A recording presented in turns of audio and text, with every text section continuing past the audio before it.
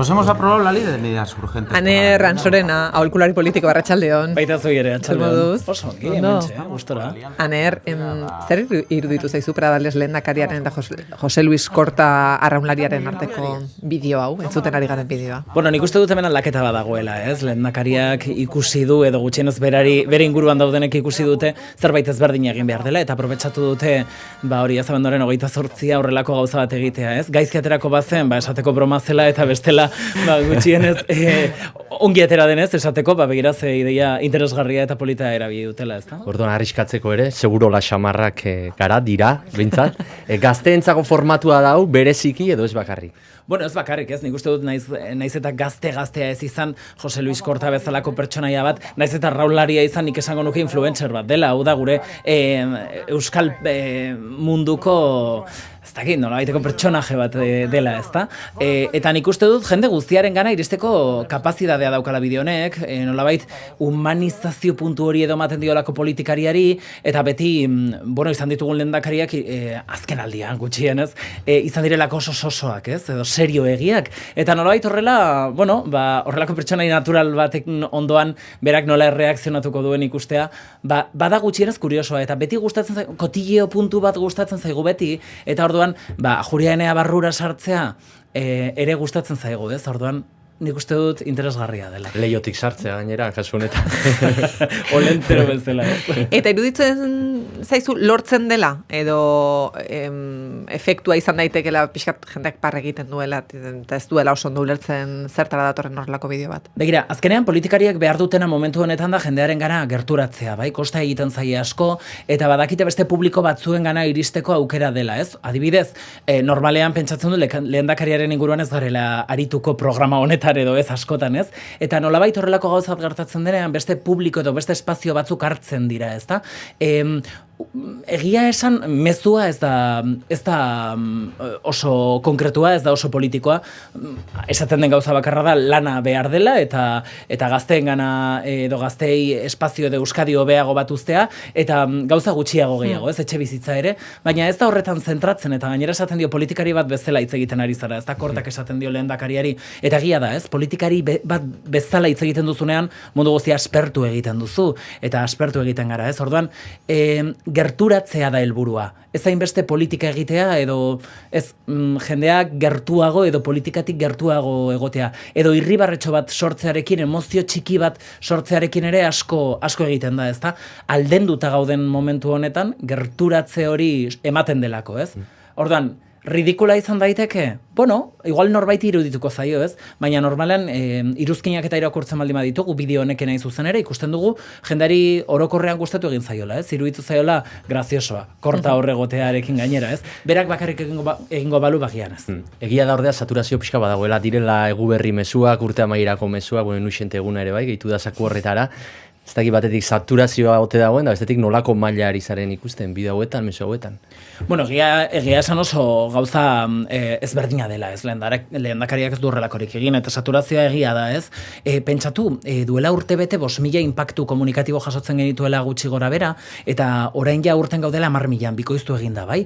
Hortaz, jasotzen ditugun inpaktu guztiak, TikTok bat dela, ez dakit, gure buzoian folleto bat, edo dena dela, ez? Guzti horiek gure burmuinean edo gure buruan, gure imaginarioan geratzea da gure erronka nagusia, ez? Orduan, honekin lortzen da hori. Ez delako aspergarria, delako zerbait ezberdina, egunero egingo balu, ez ginateke gaurkoan honen inguruan hitz egiten arituko, ezta? Eta orduan, egia da lortzen duela puntu hori. Saturazioa badago eta jarraituko du izaten, baina asuntoa da saturazio horren barruan nola deitu atentzioa edo nola geratu jendearen memorian, eta hori da gure helburu nagusia zaila izaten da. Badirudi, eredua forma aldetik behintzat aldatzen ari dela, eta ez soilik Euskal Autonomia Erkidegoan, Espainiako erregiaren Gabon agur mezuan ere iruzkin asko egin honen bueltan, zutik egin izana eta estenaratzea ere aipatu diren elementuetako batzuk izan dira. Hace 40 años, en este mismo salón de columnas del Palacio Real de Madrid. Esango genuke forma se firmó el klasikoak ez duela tratado por el que funtzionatzen? ingresamos. Bueno, azkenean oso ohitua daukagulako begia, ez? Eta orduan gauza berriak egin behar direla. Baina, bueno, bai, funtzionatzen du, klasikoak ere bai, asuntoa normalean edukian zentratu behar garela, ez? Nik uste dut politikak asko aldatu edo asko ahaztu duela edukia eta alde batera utzi duela, eta gehiago titularrera joan dela, ez? Nahi duelako dena simplifikatu, ikusten duelako jendearen gana ez dela iristen, ez?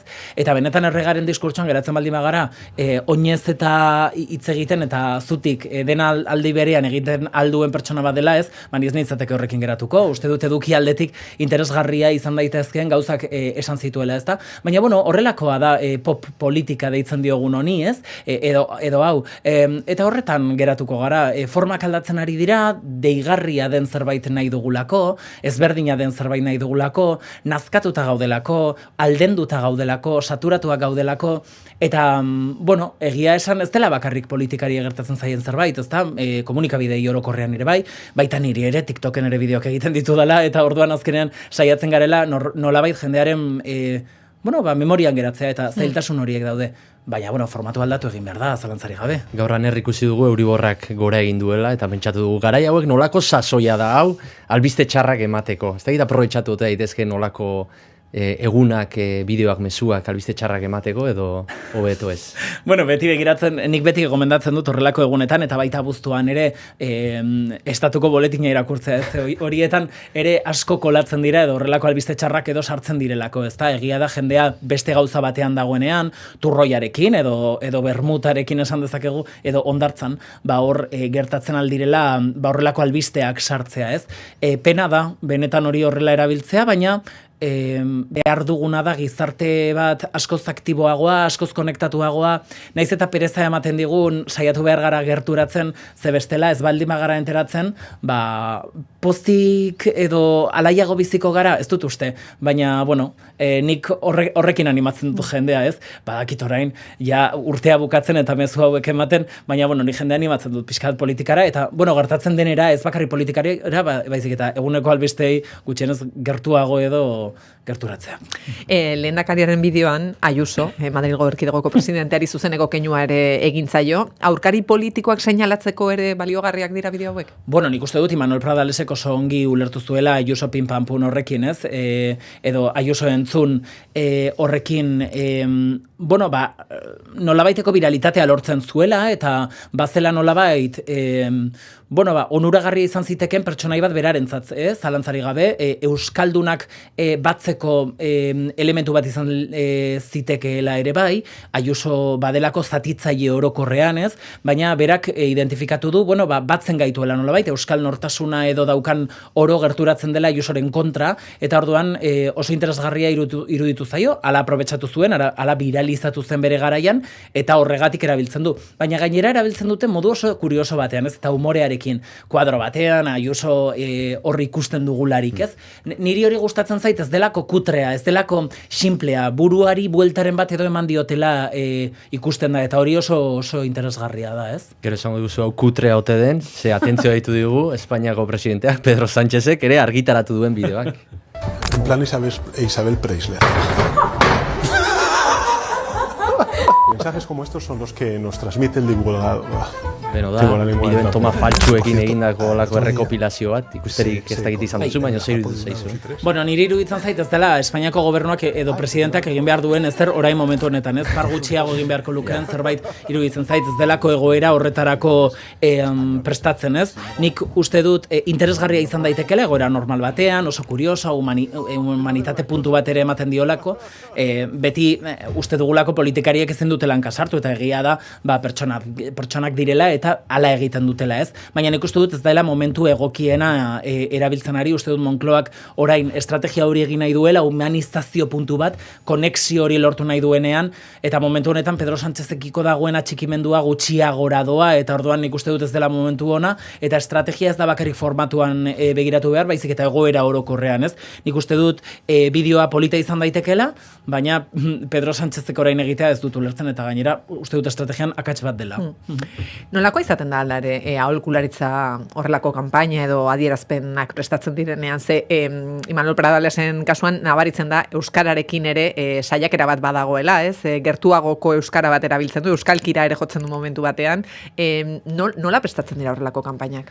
Bai, bueno, osoito gaude euskal politikariekin beti euskara batua edo erabili behar dutela esaten zaie, ez? Beti horrelako, bueno, aldaera hori edo ematen zaie, edo ez dakit ez, aholku hori ematen zaie, eta nik uste dut interesgarria izan daitekela, baina egia da batzuetan ere deskonexio puntu bat edo ematen dela, ez? Nire euskara adibidez lekun berrikoa da, eta oso batuaren oso antzekoa da, eta orduan normaltzat ikusten duzu, ez? Baina zuk badakizunean pertsona bat bizkaitarra dela, edo azpeitikoa dela, edo zarauztarra, ez? Badaukala bere euskara hori, hori alde batera uzten dugunean, bere pertsonalitatea alde batera uzten ari garenaren sentsazioa ematen alduela, ez? Eta uste dugu horrela, hobeki posizionatuko dela euskaldun guztien aurrean, eta nik uste dut ez dela horrela, ez? Agian euskara batuaren defentsa egiten dutenek, agian ez dute horrelako mezurik ematea nahi, baina nik uste dut interesgarria dela naturaltasun bat bilatzen ari garelako, ez? Eta hor lehendakariak uste dut ere ongi egiten duela, beti ere izan da, egia bere kanpainan ere saiatu izan zen horrelako bizkaiera horri edo espazioa ematen, eta interesgarria da. Bai, ez dakit, dena doa naturaltasunarekin erlazionatuta, ez da?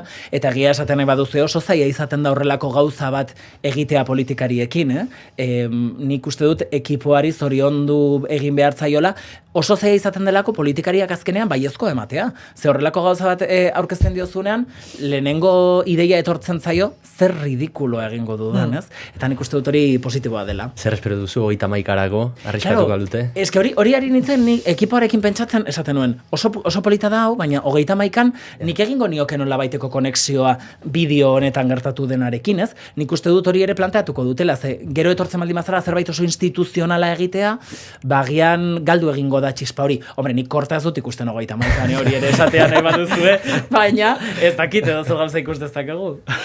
Nerran Sorena, aholkulari politikoa, eskerrik asko gurera gerturatzagatik. Zuei, eskerrik asko, agur.